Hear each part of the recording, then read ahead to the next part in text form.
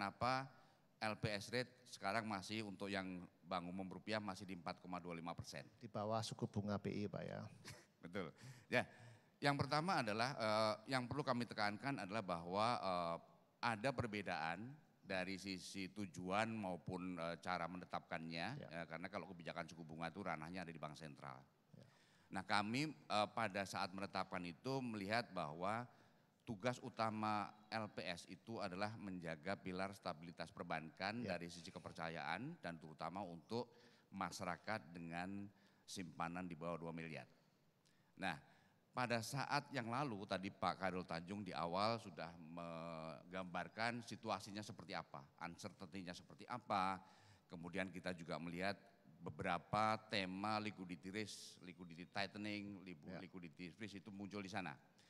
Nah kami set pada saat itu dengan mempertimbangkan adalah ke depan kalau terjadi apa-apa di pemain-pemain besar yang menentukan suku bunga di wholesale-nya, masyarakat penabung kecil yang tidak familiar dengan isu-isu seperti itu tetap terlindungi.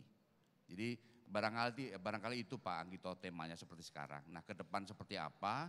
Kalau tadi Pak Yuda sudah memberikan insight bahwa ekspektasi tentu akan turun ke depan. Karena baik dari sisi stok maupun dari sisi optimismenya, uncertainty-nya juga sudah mulai mereda. Barangkali itu yang pertama Pak Anggito. Pak Pri, kira-kira kondisi perbankan secara segmen gimana Pak? Baik, nah ini kami ingin mencoba, tetapi mudah-mudahan tidak diterjemahkan sisi yang lain. Kami hanya mencoba menangkap yang disampaikan Pak CT tadi di awal. Di dalam perahu kita tentu harus mengenali juga seperti apa strength dan weakness kita. Jadi apakah ada potensi vulnerabilities-nya tidak di dalam ketika mengarungi samudra dengan badai yang besar tadi. Nah kami mencoba masuk dari mungkin bisa ditunjukkan kami mencoba mensimplifikasi balance sheet perbankan di Indonesia itu seperti apa. Tadi Pak Yuda mengatakan bahwa room for growth-nya masih tinggi, room for expansion-nya masih tinggi. Kalau kita lihat di slide di sebelah asetnya, tadi Pak Yuda berkali-kali menyampaikan dari berbagai liquidity ratio, liquid assetnya sangat memadai untuk mengcover potensi ke depan seperti apa. Baik dari sisi penempatan di Bank Indonesia yang sekarang di sekitar 740 triliun, kemudian di surat berharga, baik obligasi negara maupun di corporate bond, di sisi asetnya. Tetapi kami ingin mengingatkan kembali kepada perbankan bahwa ini adalah potensi. Yang paling penting adalah bagaimana perbankan harus siap setiap saat mengoptimalkan liquid assetnya itu sebagai tool untuk liquidity risk at any time. Karena di dalam environment sekarang isu liquidity itu menjadi salah satu yang mendasar bagi perbankan. Nah kemudian di sisi liabilities-nya Pak Anggito, ini yang menurut saya kalau tadi Pak Anggito mengatakan kita udah pengalaman dari 98, kemudian 2008 gitu ya, ada yang belum berubah sebenarnya. Jadi wholesale traditional funding-nya ini mostly masih di bawah 3 bulan.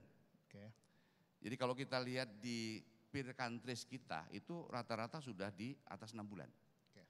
Nah menurut kami melihatnya adalah ini adalah timing yang tepat untuk kita sedikit merestructure di sisi fundingnya, katakanlah memperpanjang ekspektasi suku bunga turun, barangkali paling tidak deposito yang konsentrasinya di 3 bulan bisa diperpanjang sedikit. Nah dengan dua optimalisasi di sisi aset dan liability tadi Pak Anggito, kami yakin kapalnya bisa tetap berlayar dan siap dealing dengan badai.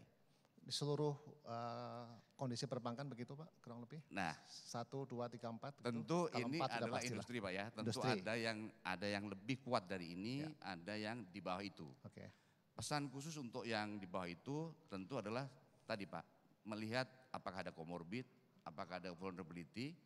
Nah tetapi yang paling penting adalah mungkin pesan kami dipesankan Pak Purbaya, karena kalau perbankannya itu sehat, kami ini tugasnya mengingatkan dan mengawal. Sehingga tidak ada yang perlu secara langsung masuk ke LPS. Nah barangkali itu yang paling penting, karena ini win-win solution buat semua. Nah yang kecil-kecil ini, kan ada yang kecil juga Pak Anggito size-nya. Tentu daya kompetisinya beda, daya saingnya beda. Ya. Nah ini harus mulai menyesuaikan strateginya, baik strategi funding gitu ya, maupun segmen-segmen yang akan dibiayainya. Oke. Pengenalan itu menjadi penting Pak, Oke. barangkali itu Pak gitu.